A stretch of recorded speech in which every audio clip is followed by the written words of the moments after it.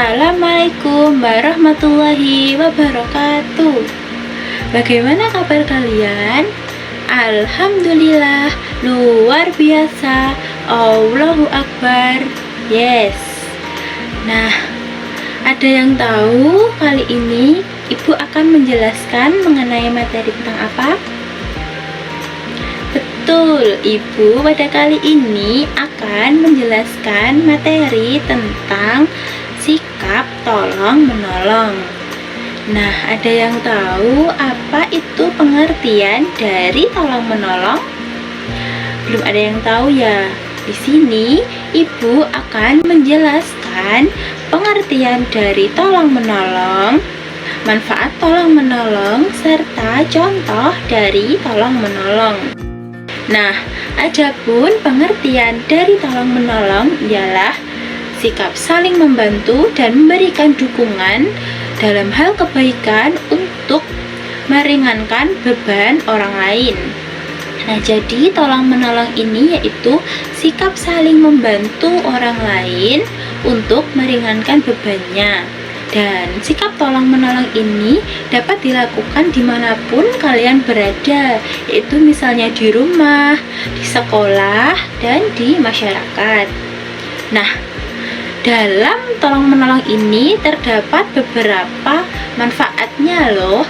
Di antaranya, yang pertama yaitu mempercepat selesainya pekerjaan.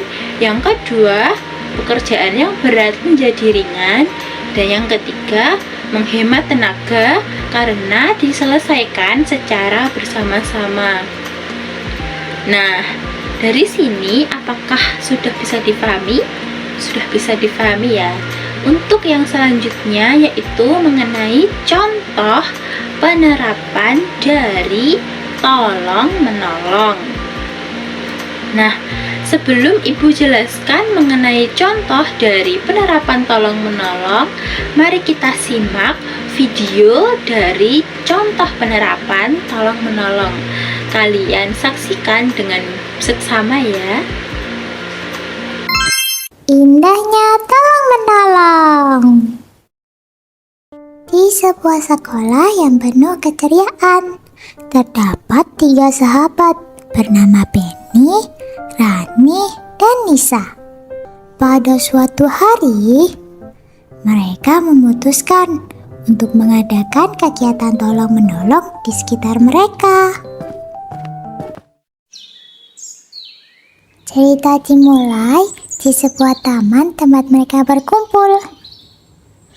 Dengan bersemangat, Penny mengusulkan ide untuk membersihkan taman yang terlihat berantakan akibat angin kencang semalam.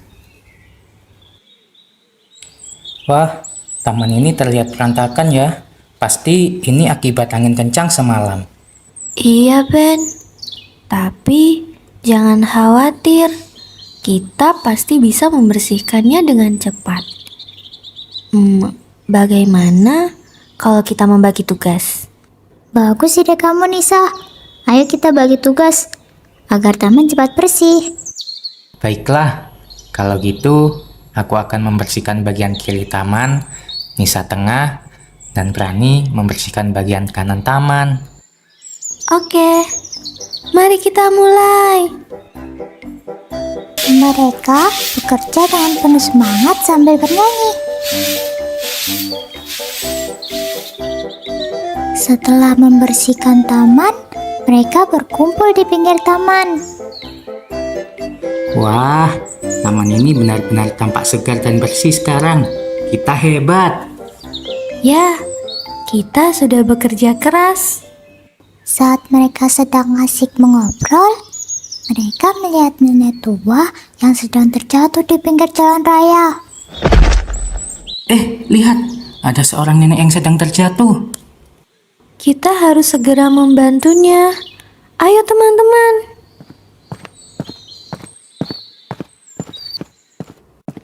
Ya ampun, nenek tidak apa-apa. Biar kami bantu berdiri ya. Terima kasih, Nak. Tadi sepertinya kaki nenek terkilir. Kalau begitu, nenek harus pergi ke rumah sakit untuk diobati. Tidak perlu, Nak. Sekarang sudah tidak apa-apa kok. Ya sudah, Nek. Memangnya rumah nenek di mana? Biar kami antar pulang. Tidak usah, Nak. Nenek bisa berjalan pulang sendiri. Silahkan lanjutkan perjalanan kalian. Dan terima kasih karena sudah membantu nenek. Kalian anak-anak yang baik. Teruslah membantu orang lain saat mereka sedang kesulitan ya. Kalau begitu, nenek pergi dulu. Baik, Nek. Hati-hati di jalan. Setelah nenek itu pergi, mereka tersenyum karena sudah berbuat baik dan menolong nenek tersebut. Setelah membantu nenek tersebut, mereka berjalan-jalan kembali.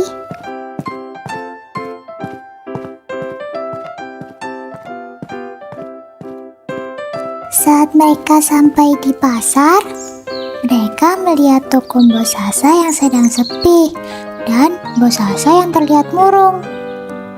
Mereka pun menghampiri Mbok Sasa. Halo Mbok Sasa. Mbok Sasa kenapa? Kok kelihatannya sedih sih? Iya nih, Mbok. Biasanya kan Mbok Sasa orangnya galak. Toko rotiku lagi sepi. Belum ada pembeli hari ini.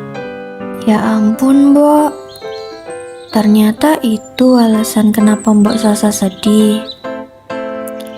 Hei teman-teman, kita kan habis membersihkan taman dan berjalan-jalan. Aku lapar nih. Gimana kalau kita makan roti Mbok Sasa saja? Wah, ide bagus tuh, Nis. Aku juga lapar banget nih. Aku pesen roti coklatnya 2 ya, Mbok. Aku juga. Aku mau roti coklat. Terima kasih anak-anak sudah membantu membeli rotiku. Tunggu ya, aku siapkan dulu.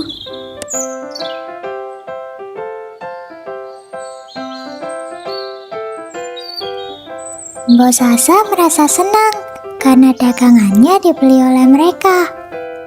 Setelah membeli roti, mereka sadar bahwa hari sudah mulai sore. Udah sore aja nih. Yuk, kita pulang. Yuk, aku juga capek nih.